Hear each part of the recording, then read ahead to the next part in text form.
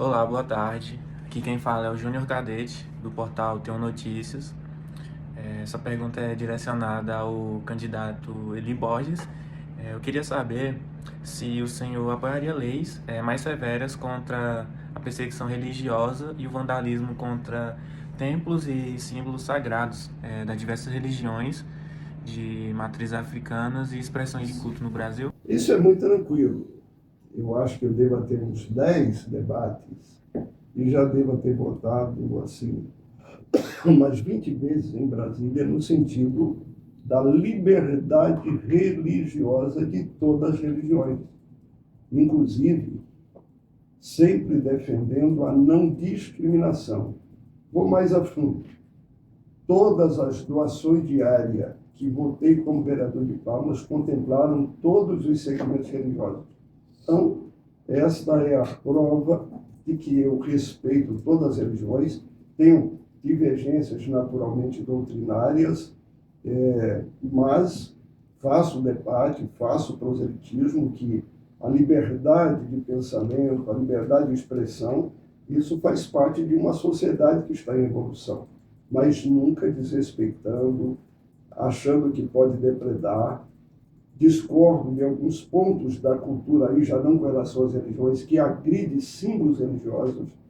Eu, por exemplo, sou evangélico, mas eu vi agressões a símbolos religiosos da Igreja Católica em alguns carnavais. Eu acho absurdo, porque precisa de haver respeito a todas as religiões, sem perdermos o direito de termos a nossa posição religiosa, o nosso direito proselitismo. Talvez o senhor não saiba, deputado, mas a Câmara Municipal de Palmas, em toda a sua história, nunca votou a doação de uma área pública para um terreiro, seja de candomblé, seja de umbanda, seja qualquer religião de matriz africana. O total de doações, quando podia, que agora é proibido, é zero. Isso mostra como é que foram tratadas as religiões de matriz africana, que tem muitos adeptos no Tocantins. Mas não atribuo ao senhor essa responsabilidade. Mas eu preciso responder, porque eu não carrego, Roberta, na minha memória, quais foram as religiões e os segmentos que tiveram o seu apoio. Até porque, se vocês estão instalados em algum lugar da capital, naturalmente houveram leis que permitiram isso, naturalmente houveram doações, se não direto ou indireto, porque para funcionar qualquer religião você precisa de autorização, concorda? E a minha posição como vereador, por exemplo, você está falando de Palmas, em nenhum momento feriu qualquer busca de qualquer religião, nem de matriz africana, nem evangélica, nem católica. Se nunca houve uma doação, eu não tenho na minha memória, mas houveram muitas outras buscas e eu nunca me posicionei contra, porque defendo. Agora, Brasília, eu tenho muita história para te contar, da minha defesa da liberdade religiosa de todas as religiões, de Isso é todas. importante. Na verdade, todas as casas de matriz africana, levantamento do IFAM de 2017, apurou 25 casas funcionando, todas em lotes em propriedades particulares. Aí, licença de funcionamento é outra coisa, tem que seguir a norma do município, mas todas em locais privados. É uma luta, né, das populações de matriz africana, mas eu fico já satisfeita com a sua posição de não ser obstáculo a nenhum desses direitos de crença e de culto, porque a Constituição garante isso. Não só a liberdade de crer, mas a liberdade de cultuar. E assim, Roberta, eu insiro nessas autorizações de funcionamento. Quem votou o Código de Postura do município, eu estava lá votando, correto? Quem votou toda a legislação que você tem essa permissão, eu estava lá votando. Você sabe algum voto meu contra? Não teve e não terá. Eu sou evangélico, se eu puder fazer um proselitismo religioso com você, eu vou fazer, porque essa é a minha liberdade religiosa. Nós não podemos discriminar a religião. E você tem o mesmo direito de me questionar, porque eu entendo que uma sociedade em evolução faz parte dessa sociedade a busca religiosa, porque para mim, as 3 fábricas de formatar o caráter do ser humano é uma igreja abençoada, que tem valores que eu defendo. Eu sou da família que está em patriarcal, já li a Bíblia 8 vezes, é também uma escola com princípios, eu defendo isso sem discriminar ninguém, e uma família estruturada e, naturalmente, sem discriminar ninguém. Então, é uma questão minha, porque há uma coisa que você já observou em mim, Roberto, a minha capacidade de respeitar. Mas a minha capacidade, ao mesmo tempo, tem uma posição, porque para mim, quem fica em cima do muro leva tiro dos dois lados. Eu tenho postura, posição. O senhor foi um dos deputados federais que se manifestou em oposição ao PL da misoginia, né? E entre o que foi apresentado aliado a esse entendimento de outras lideranças conservadoras e religiosas como o senhor, apontam riscos de restrição à liberdade de expressão e culto, que é um assunto que a gente retoma também da nossa última pergunta.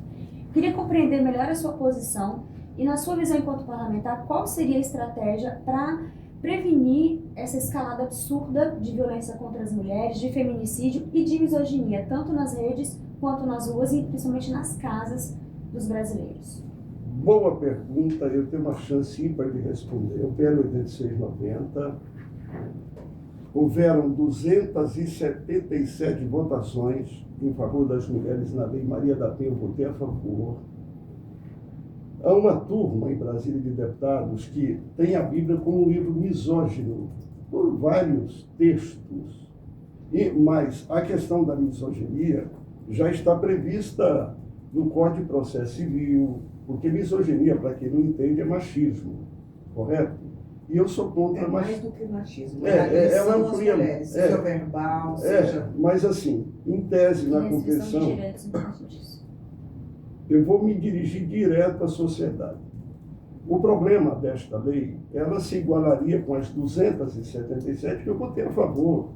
Mas porque eu tenho que pegar um crime de misoginia e colocar no julgamento de 2018, dizendo que é um crime inafiançável e imprescritível. Olha o resultado disso. Isso nasceu na motivação daquele padre, correto? Bom, eu estou pregando um texto da Bíblia fora do contexto, porque nós estamos vivendo no Brasil o que eu chamo de bibliofobia. Quando eu pregar um texto da Bíblia, onde alguém entende que eu estou diminuindo o valor da mulher, vão me processar em um crime inafiançável e imprescritível. Vamos lá. O patrão, em algum momento, escolheu Joãozinho e não a Mariazinha para o trabalho. Ou em algum momento de estresse, ele deu uma bronca na Joaninha. Misoginia. O patrão vai preso, a empresa fica não sei para quê, e nós vamos ter aí um problema sério. Inclusive, é uma manifestação nacional dos empresários preocupados com isso. Mas o mais interessante é que eu estou preservando o emprego das mulheres. Porque a partir do momento que saiu uma notícia que houve a prisão em crime imprescritível e inafiançável, certo? E isso corre no mundo empresarial, e aí eu queria dizer às mulheres, elas terão muito mais dificuldade de arrumar um emprego. E não adianta inventar cotazinha, porque o camarada é dono da empresa dele. Então, aí entra no contexto familiar, porque em algum momento o João tem um problema com a Joana, e ela vai dizer, o João teve atitude misógina. E aí o resultado disso é que vai prender o João, e a Joana vai lá e diz, não, solta o João, foi um momento ali, mas ele está preso, é um crime imprescritível e inafiançável. O que é que eu propus? Bom, se eu votei a favor de 277 leis em defesa das mulheres em Brasília, certo? Eu estou dizendo que o devido processo legal, que é igual para a Lei Maria da Penha, que seja a proposta sobre misoginia, para que as pessoas também tenham direito de se defender. Onde nós vamos parar, Roberta, para que e aí eu já estou pedindo, você não precisa disso, para mim elogiar a sua roupa, eu tenho que pegar uma autorização por escrito. Nós temos que começar a discutir a convivência da sociedade, de forma respeitosa, nada de excesso. Deputado, nós temos que começar a discutir o que nós vamos fazer com tantos homens violentos, achando que as mulheres são suas propriedades, que não aceitam o término de relacionamentos e que agora estão usando os filhos para atingir a mulher, matando crianças, seus filhos, como aconteceu lá em Goiás, com aquele secretário do município que matou os 2 filhos e se matou. como aconteceu aqui em Palmas e como está acontecendo no Brasil todo. O senhor, que é um homem de religião, é um homem de família, um homem de espiritualidade, além de parlamentar, qual é a solução para isso? Eu tenho remédio para isso, Roberta. Muito tranquila, sua pergunta é boa. Primeiro é a construção do ser humano como essência. A minha família não é muito grande no Brasil, umas 500 pessoas. Nós nunca tivemos um caso de alguém que entrasse em um processo no nível que você está dizendo. Por quê? Porque nós tivemos uma base muito sólida de família. Isso foi muito forte no meu contexto familiar, desde o meu avô. Porque a fase cognitiva que vai de 0 a 7 anos, você formata uma postura para o resto da sua vida. Agora, você quer ver uma coisa que foge de políticas públicas. Ou políticas públicas que você tem que trazer à tona, é você reforçar a legislação.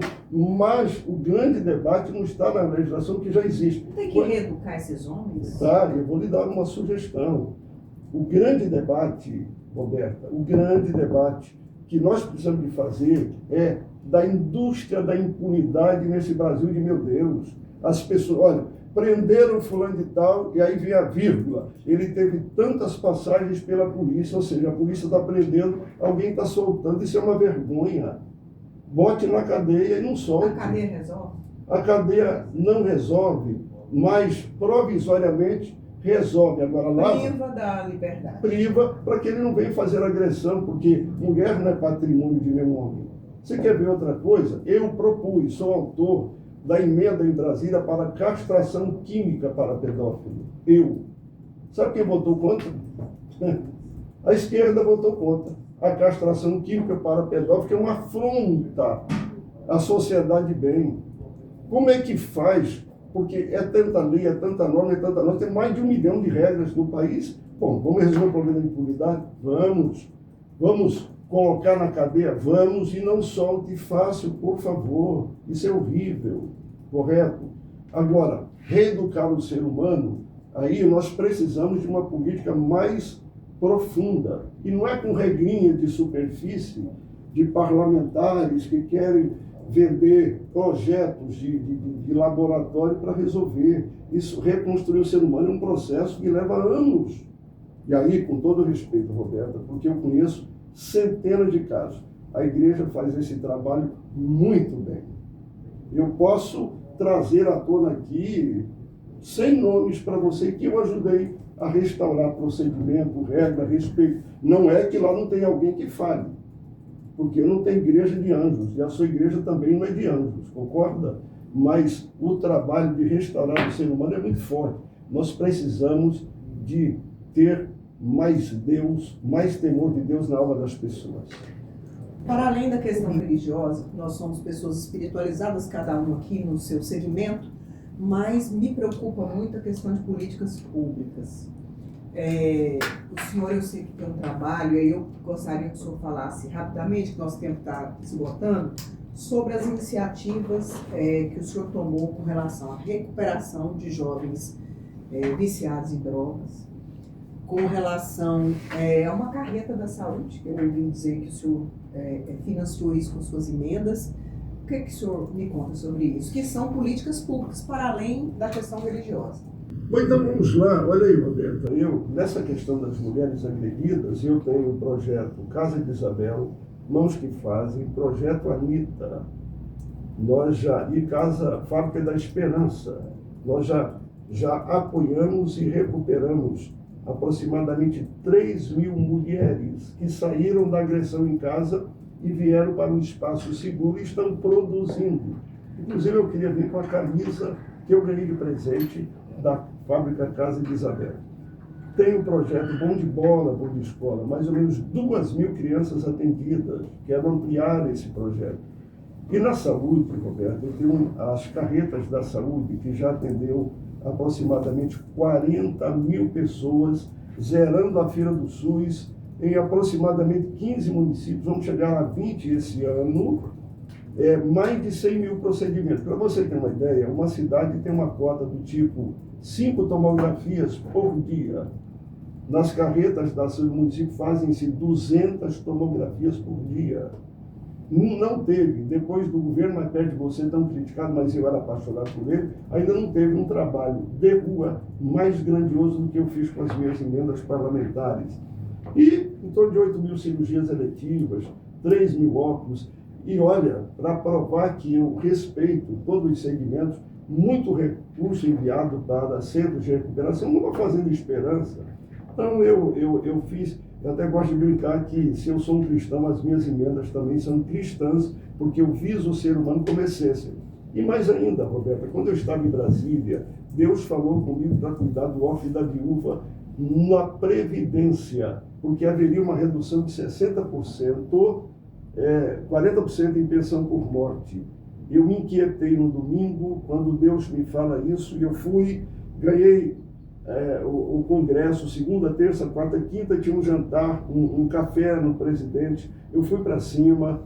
Na sexta-feira, o tempo é curto, para dizer o que aconteceu ali. Paramos o congresso por mais ou menos 1 hora e garantimos um salário mínimo em pensão por morte, o que beneficia mais ou menos 500.000 pessoas no Brasil.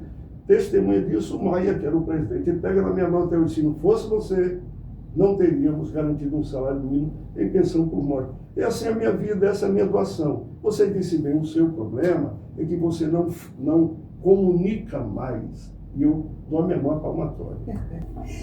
Agradecer aqui a presença, a participação, deputado federal Eli Borges, candidato ao Senado pelos Republicanos, e encerrar com uma pergunta. O senhor está no palanque da senadora professora Dorinha. Por que o senhor acha que a Dorinha é a melhor opção hoje do Tocantins? A professora Dorinha tem sido uma parceira de primeira hora, ela defendendo a bancada feminina, eu defendendo a bancada evangélica que eu presidi, são 138 parlamentares, e ela nunca me faltou em todas as vezes que eu a procurei, porque lá tem discurso bonito, mas a essência é o voto.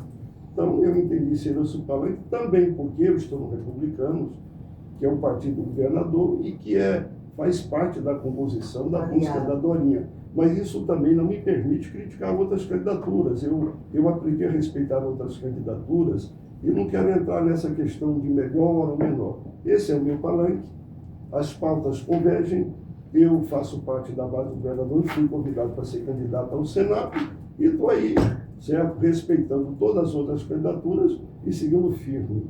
Eu acho que ainda não posso, porque é só depois do registro.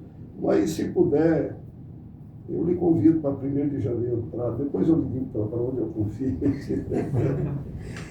obrigada, deputado. O microfone está aberto para o senhor se despedir aí dos nossos telespectadores. A palavra chama-se resgate. Não tem, não é, Roberto? Eu queria estar aqui respondendo as suas perguntas inteligentes. Aí você me devolve essa... E não é por culpa sua, tá? Talvez a minha correria, você já me convidou outras vezes. Então, botar aqui é um resgate de estar em um meio de comunicação histórico que, por várias vezes, estive fazendo debate. A vocês que me ouvem, continue perguntando. Eu gosto de ser questionado, porque isso me molda, me faz crescer. Parabéns a vocês que participam do T1 Notícias. Parabéns, Roberta. Parabéns aqui a Carol, que também arrojou nas perguntas aí, o Cadete, e os demais do apoio. Que Deus nos abençoe.